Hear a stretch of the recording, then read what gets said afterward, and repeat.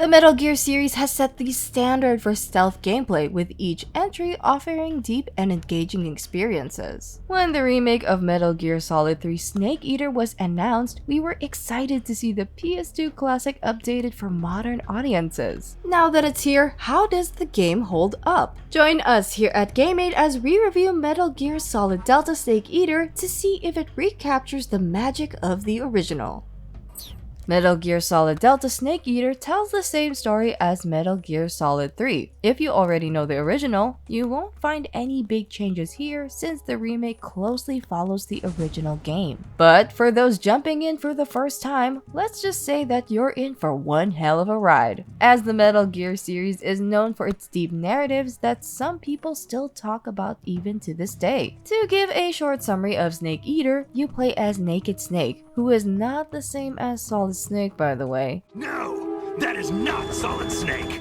And are tasked with rescuing a Russian scientist named Sokolov, who is in charge of creating a nuclear-armed tank called the Shagohod. Snake is also tasked with finding and destroying the Shagohod so that it can't be used in an already tense Cold War. Snake is then dropped behind enemy lines and is faced with unsurmountable odds as he does his best to complete his mission. And it isn't a Metal Gear story without its big twists and revelations that are usually found in the series. We don't want to spoil the story for anyone new, but we can say that Snake Eater has one of the most memorable plots in gaming. Playing it again with updated visuals really brings back great memories. Another thing to note for newcomers to the series is that Snake Eater is technically the third mainline in the series, but you don't have to worry about not playing the first two games, as this title acts as the prequel to the entire Metal Gear series. Which, honestly, it starts to make sense that they started remaking this entry first. This makes it easier for new players to the series to get acquainted with the interesting world of the Metal Gear series, as you get to experience the beginning of the entire franchise.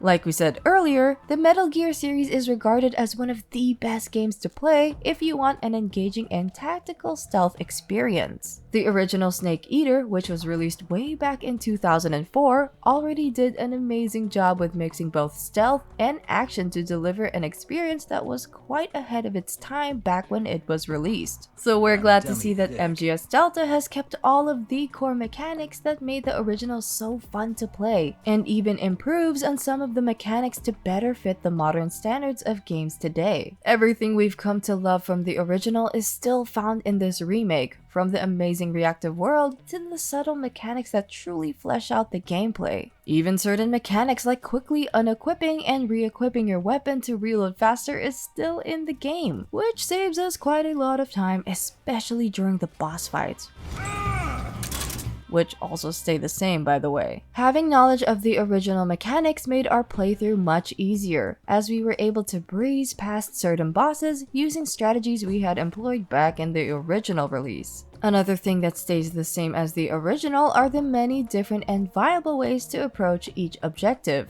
You can, of course, just go guns blazing and mow down any enemy you come across. But it is when you choose to go for a stealthy approach that the game mechanics truly shine. MGS3 has some of the deepest stealth mechanics in the series, and it's great to see that they didn't really change much in this aspect. Being stealthy allows for opportunities that you wouldn't really notice if you went for the loud approach. From sneaking up behind guards to interrogate them for information, to even sneaking into storehouses and sabotaging the enemy supplies. Staying out of sight makes doing these so much easier, so it's best to keep close to the ground and avoid any unnecessary encounters. Speaking of staying close to the ground, the original Snake Eater was the first game in the series to introduce the camo index, and this plays a huge role when it comes to the game's stealth system. You have access to many different ways to camouflage yourself, and equipping certain patterns may increase or decrease your camo index. The higher the index, the more enemies can't see you and are able to slip past them without getting spotted. What's great about the remake, however, is that you no longer have to pause the game and go through the menus to change your camouflage, as you are able to switch on the fly during actual gameplay now. Actually, everything about the game has been improved upon, from the controls to the gameplay mechanics. The game features a more modern control scheme and ditches the weird pressure-sensitive controls that were in the original game. No more accidentally slitting an enemy's throat when you only wanted to interrogate them. What is great is that you are also able to switch between the newer system or pick a hybrid between the older control scheme and the more modern one with the legacy system. The legacy control scheme not only changes some of the controls, but it also locks the camera just like the original MGS3 was played, which is good news for players who prefer the more zoomed camera of the original. One thing we noticed, however, is that the newer control scheme did make the game feel a bit harder, since the closed camera makes it difficult to check around the corners compared to the older camera view.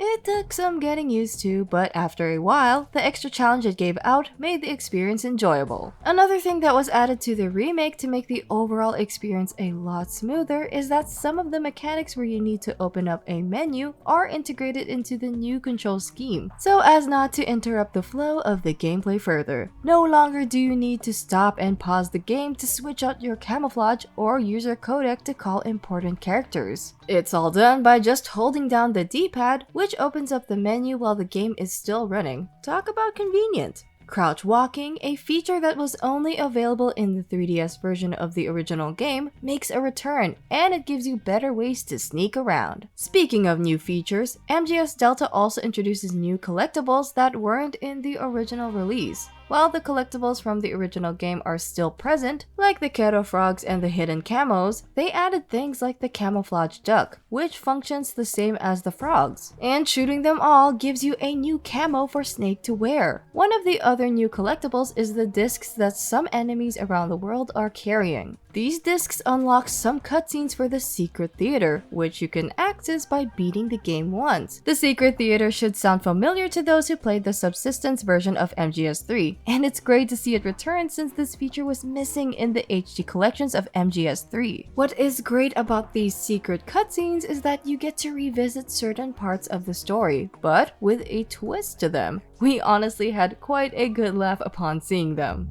And you're forgetting one more very basic thing. You don't have what it takes to kill me. The remake even features 3 new Secret Theater cutscenes, and it made us want to collect more of these discs to watch more of them. Another returning mode is Snake vs. Monkey minigame, which is a set of collaboration missions from the game Ape Escape. This was a fun side thing to do in between playthroughs, and it's another thing we're glad to see return in the remake. Snake? What are those poses?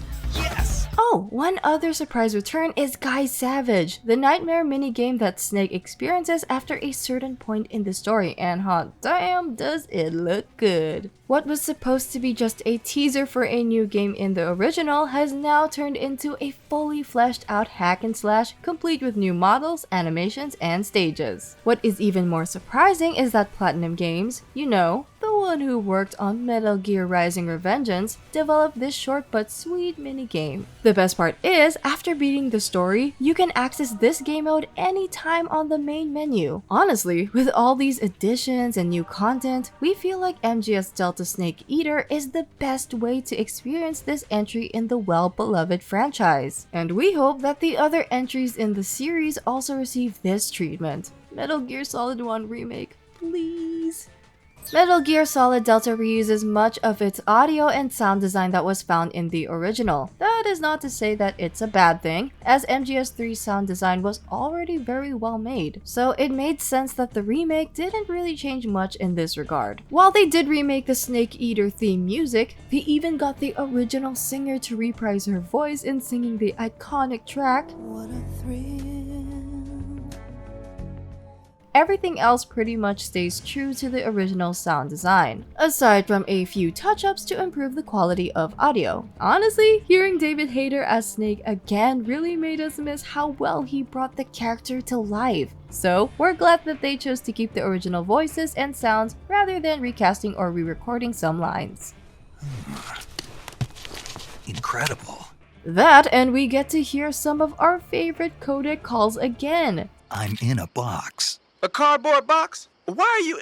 I don't know, I was just looking at it, and suddenly I got this irresistible urge to get inside. Speaking of change though, the visuals of the remake are nothing short of spectacular. And this is how it probably looked to us when we played it back on the PS2. The upgraded character models and environments all look very stunning, as you can really see the nitty-gritty details of these visuals. Even the gameplay animations received an update, as the CQC moves now have more variety compared to the single body throw that was in the original. Honestly, it's amazing how much the graphics have improved. Now, for the bad news. While the upgraded visuals do look great, it does come at the cost of performance. And boy does this game struggle with keeping a stable frame rate. At launch, the game is incredibly unoptimized, as we experience quite a lot of frame drops, especially during times when there are a lot of effects. Even on the performance mode on the PS5, there are times when the frames would drop to below 30 FPS, which really takes you out of the experience. We've been noticing a pattern here in that while games using the Unreal Engine 5 look great, it takes a huge hit in performance, and this we feel drags the game down.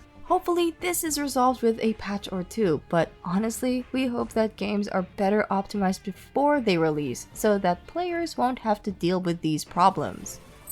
It seems that Konami is on a roll with remaking old classics, with Silent Hill 2 and Metal Gear Solid Delta Snake Eater all showcasing that they are able to bring these beloved classics to modern day standards. All these enhancements make Metal Gear Solid Delta Snake Eater feel like the definitive way of experiencing the beloved PS2 classic. The original already had a great gameplay loop and a lot of replayability, and the remake builds upon this and brings it to modern standards. While the performance issues do bring it down, everything else about it is a good blueprint of how a remake should be. And that is to improve upon the original, but at the same time, keep the core essence of what made it great. You're pretty good. That's why we here at GameAid are giving Metal Gear Solid Delta Snake Eater a 94 out of 100. So, what do you guys think of Metal Gear Solid Delta Snake Eater? Does this remake live up to the original Snake Eater? Let us know in the comments below. If you liked the video, like and subscribe for more gaming related content. This has been GameAid and we'll see you in the next video.